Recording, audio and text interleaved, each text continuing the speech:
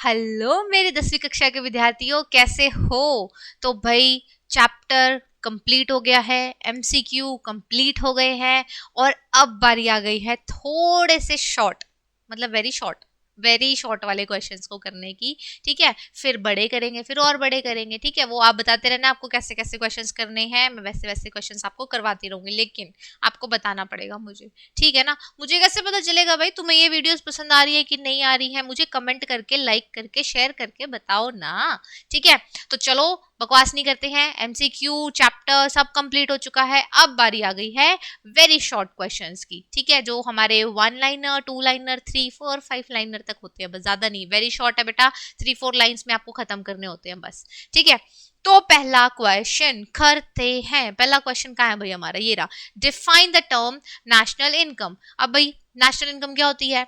Starting से करते आ रहे हो, लेकिन मैं समझाऊंगी यहाँ पे भी सारी चीजें, don't worry. National income is defined as the total value of all final goods. Final goods क्या होते हैं? याद है कि नहीं है? फाइनल गुड्स वो गुड्स होते हैं बेटा जो आपकी जो प्रोडक्शन की बाउंड्री लाइन है उसको क्रॉस कर चुके हैं, जिसमें कोई भी वैल्यू एडिशन नहीं होना होता है। वैल्यू का एडिशन नहीं होना होता है, यानी कि ये रेडी है। किस चीज के लिए रेडी है? कस्टमर को देने के लिए रेडी है कि लो भाई ले जाओ प्रोडक्ट को, यूज कर लो, रेडी टू यूज है, रेडी टू यूज। लेकिन वो यूज कब करेंगे? जब खरीद लोगे। ऐसा थोड़ी कि प्रोड्यूसर के पास कोई सामान रखा और तुम उसको ऐसे यूज कर लोगे, उसको खरीदो और फिर यूज कर लो। एंड सर्विसेज, ठीक है, सर्विसेज हमारी क्या है? रेडी है बिल्कुल, जैसे कि भाई हमारी ऑनलाइन ऑफलाइन सर्विसेज आप लोगों के लिए बिल्कुल रेडी है। आप हमारे ऑनलाइन कोर्सेज को बाय कर सकते हो, आप हमारे पास ऑफलाइन पढ़ सकते हो, उपनिषद institute.in पर आप जा सकते हो, एग्जाम्स लगा सकते हो, हमारी ऐप भी है, आप वहां से भी पढ़ाई कर सकते हो। ठीक है, तो आपकी क्या है बेटा, जो गुड्स है या सर्विसेज, गुड्स क्या होते हैं? वस्तु। गुड्स क्या होते हैं? वस्तु। और सर्विसेज हमारी यानी कि सेवाएं, कोई भी वस्तु या सेवा जो कि बिल्कुल फाइनल है, जिसमें अब कोई टचअप बाकी नहीं है, उसका कोई मेकअप हमें नहीं करना है। ठीक है, उनकी वैल्यू, उनकी टोटल वैल्यू जो होगी बेटा, ध्यान रख लेना, हम उनकी वैल्यू जोड़नी है, गुड्स एंड सर्विसेज को ऐड नहीं करना होता।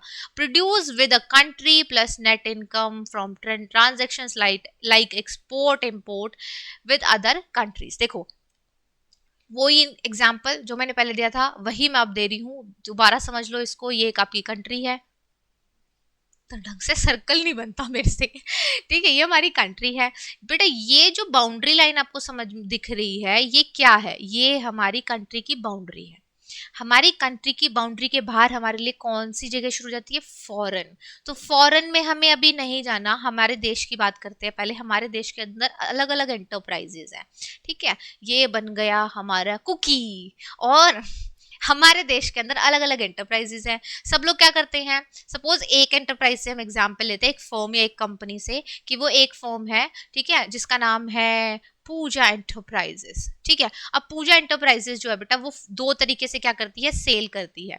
एक तो देश की टेरिटरी के अंदर सेल करेगी, कहीं पे भी सेल कर रही है देश की टेरिटरी के अंदर। और दूसरा वो क्या करती है? वो कर सकती है कुछ इंपोर्ट कर सकती है और कुछ एक्सपोर्ट कर सकती है। ठीक है, तो अब मेरी सेल क्या होगी बेटा? जितनी भी मैंने देश की टेरिटरी के अंदर सेल करी वो, ठीक है, यानी कि मैं इसको लिख सकती हूँ मेरी डोमेस्टिक सेल।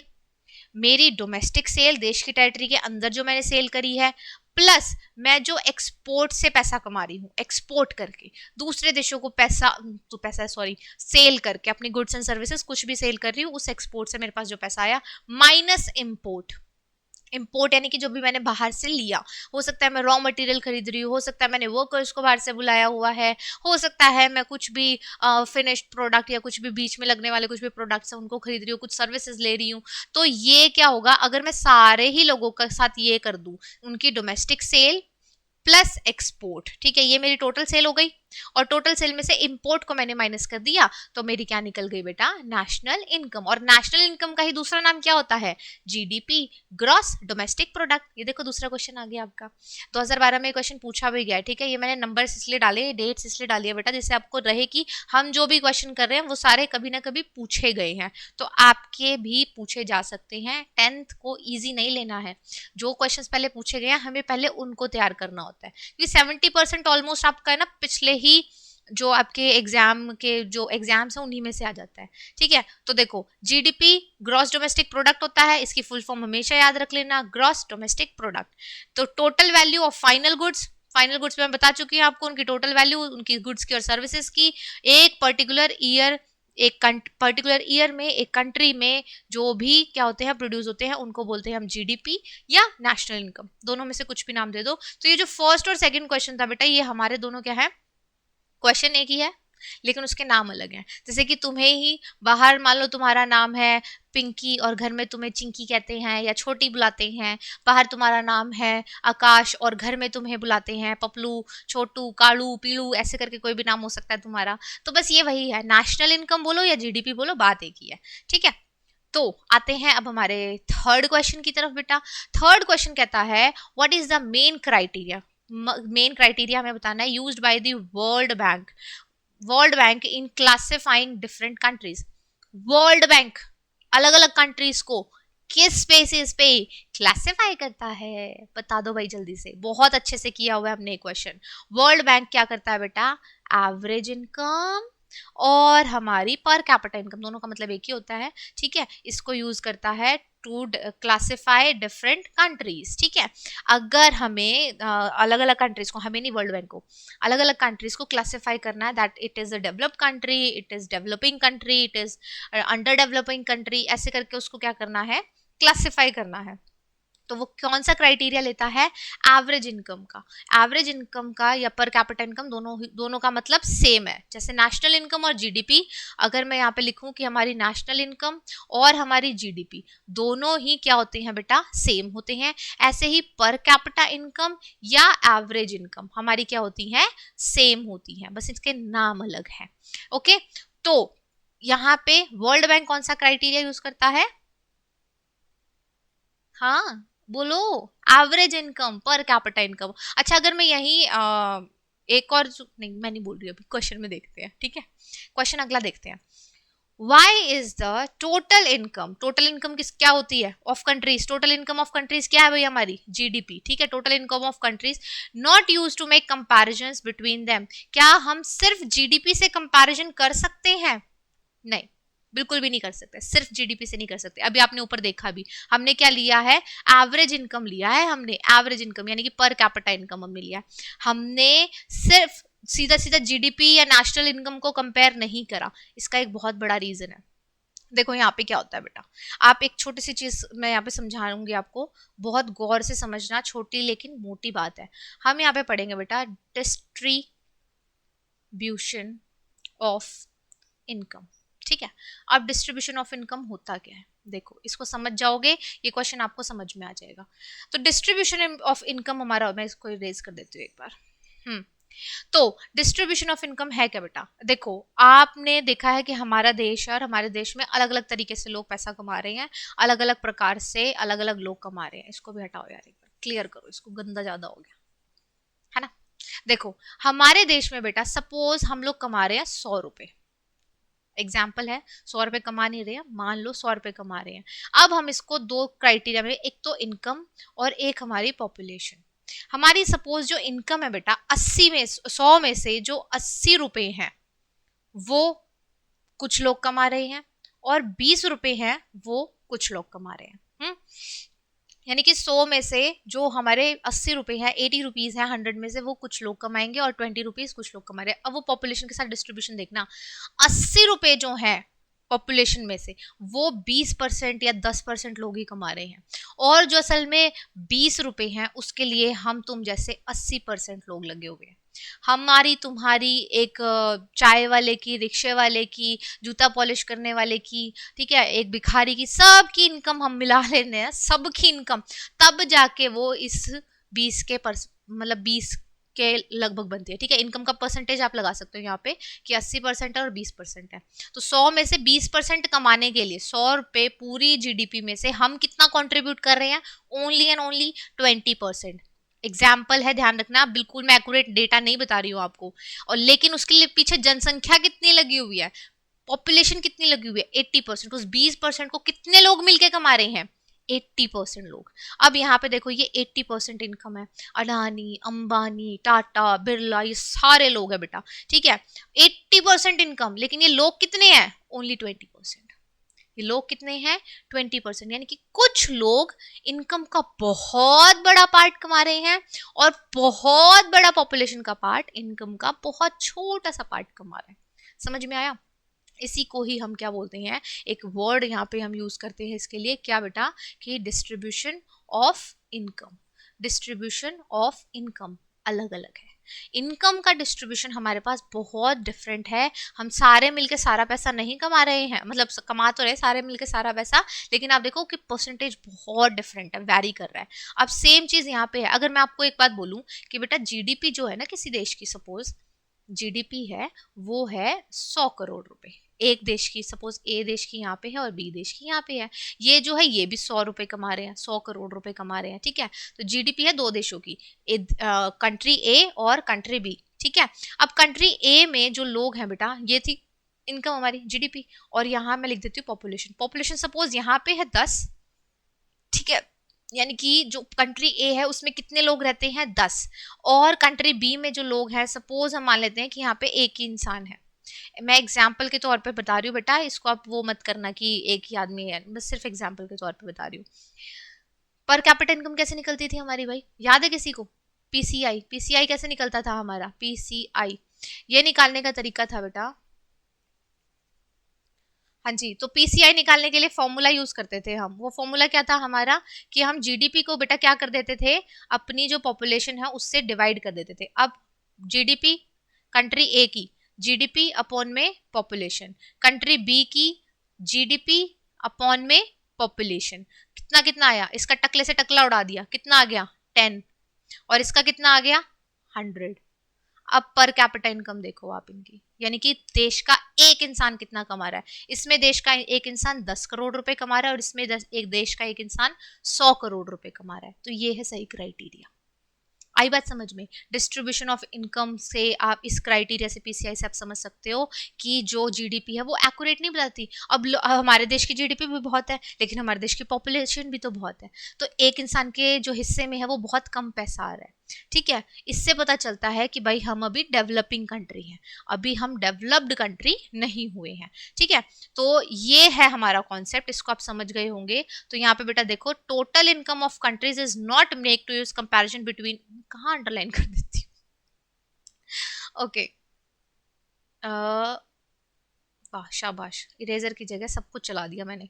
तो इज नॉट यूज्ड इट, ये जो है हमारा इनकम का, हम सिर्फ क्राइटेरिया नहीं यूज करते हैं to make comparisons between them, because the population of different countries is different and does not give clear picture.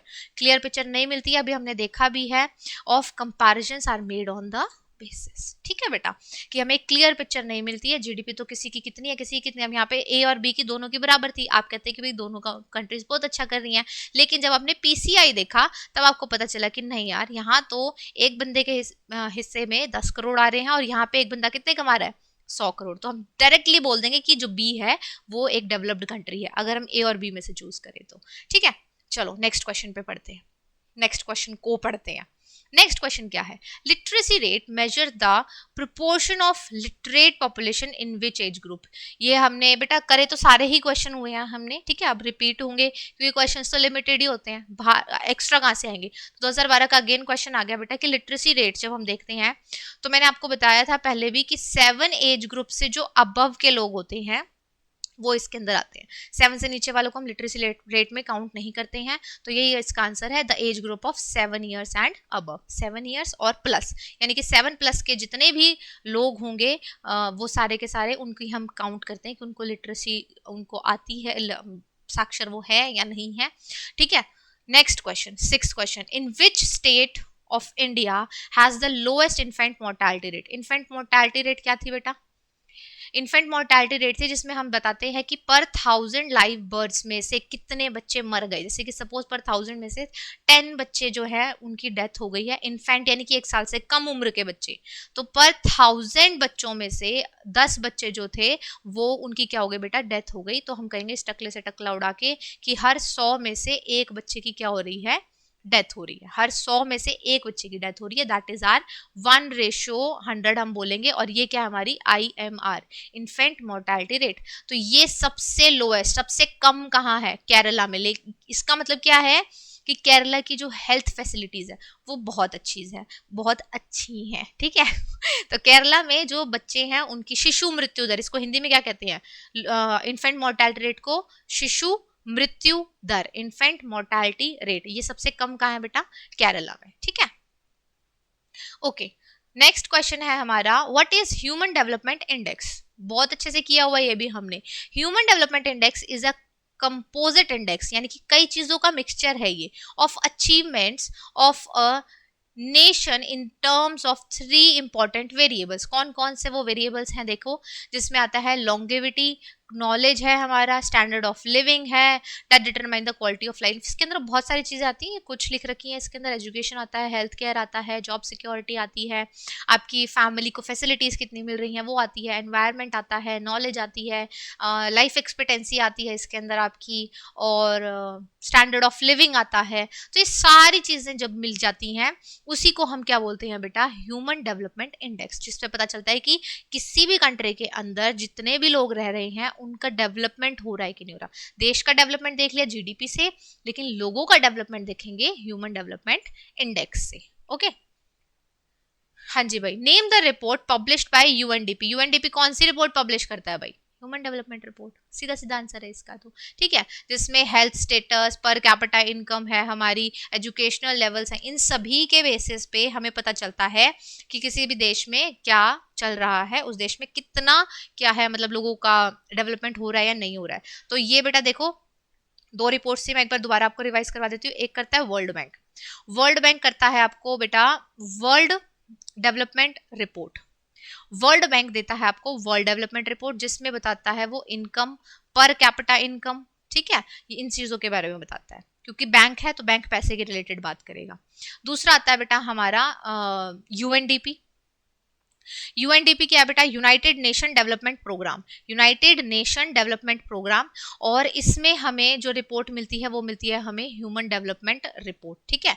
Human development की रिपोर्ट मिलती है जिसमें हमें क्या पता चलता है भाई, लिटरेसी रेट क्या है, एजुकेशन कैसा है, और क्या क्या पता करता है, लिटरेसी, एजुकेशन हो गया हमारा, हेल्थ कैसा है, ठीक है। सारे हमने अभी जो पढ़े वही सारे की सारी चीजें इसके अंदर आ जाती है। दोनों की दोनों रिपोर्ट्स को याद रखना है आपको कि कौन सी रिपोर्ट कौन देता है और उसके अंदर क्या क्या चीजें इंक्लूड होती हैं। ओके, नेक्स्ट करते हैं बेटा, what term is used to describe the average number of years a person is expected to live at birth।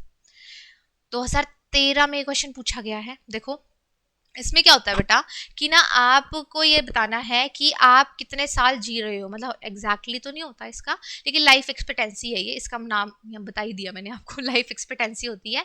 जैसे कि पहले के लोग जो होते थे वो 100 साल तक जीते थे, ठीक है, और अब वो जो लाइफ एक्सपेक्टेंसी है बेटा कम हो गई है, अब वो 67 के अराउंड आ गई है। आगे आगे आप देखोगे तो और भी कम हो जाएगी, क्योंकि हमारा एनवायरनमेंट, हेल्थ, ये सब खत्म हो रहा है, खाने पीने की चीजें हम वो नहीं कर पा रहे जो पहले करते थे। तो ये सब चीजें क्या करती है, आपकी लाइफ एक्सपेक्टेंसी की एवरेज, एक इंसान कितने साल तक जी रहा है उसकी क्वालिटी ऑफ लाइफ के साथ। तो ये चीज क्या है बेटा, लाइफ एक्सपेक्टेंसी, जिसमें हमें पता चलता है कि एवरेज नंबर ऑफ ईयर्स कितना एक पर्सन जी सकता है, ठीक है। एवरेज है, ध्यान रख लेना। 65 का मतलब ये नहीं कि 65 के बाद आप लुढ़क जाओगे, 75 का मतलब ये नहीं कि 75 के बाद आप लुढ़क जाओगे, एवरेज बता रहा है। ओके, नेक्स्ट क्या है बेटा, what is the advantage, advantage बतानी है आपको पर कैपिटा इनकम की। एक मेंशन कर दो, 2014 में क्वेश्चन आया हुआ है, 2-3 भी आ सकती है, अभी हम शॉर्ट कर रहे हैं तो अभी हम एक ही करेंगे, ठीक है। It helps to compare the development of countries as per capita income, tells us whether people in a country are better off than the other different countries. तो पर कैपिटा इनकम आपको बता देती है कि दूसरी कंट्रीज के मुकाबले में आपकी इनकम कितनी है और लोगों का जो लेवल है वो कहाँ पे है, ठीक है बेटा। सिंपल है कि आप बेटर लाइफ जी रहे हो कि नहीं जी रहे हो, सिंपल पता चल जाता है। इनकम से हम बता देते ना, 2 भाइयों का भी कंपैरिजन करना है, हम कहते हैं भाई दोनों की इनकम कितनी है, अच्छा इसकी इनकम इतनी है, इसकी इनकम इतनी है, तो हम कहेंगे भाई इसकी इनकम अच्छी है, तो भाई ऑब्वियस सी बात है इसकी बेटर लाइफ चल रही होगी, ठीक है बेटा। तो ये हो गया हमारे क्वेश्चंस कंप्लीट, हमने सारा कर लिया है। अभी भी क्वेश्चंस आप मुझे बता देना, अगर आपको और करने हैं तो कमेंट कर देना, ठीक है बेटा। पढ़ते रहो, मुस्कुराते रहो, हंसते रहो, अच्छे से 10th हो जाएगी आपकी। Bye bye.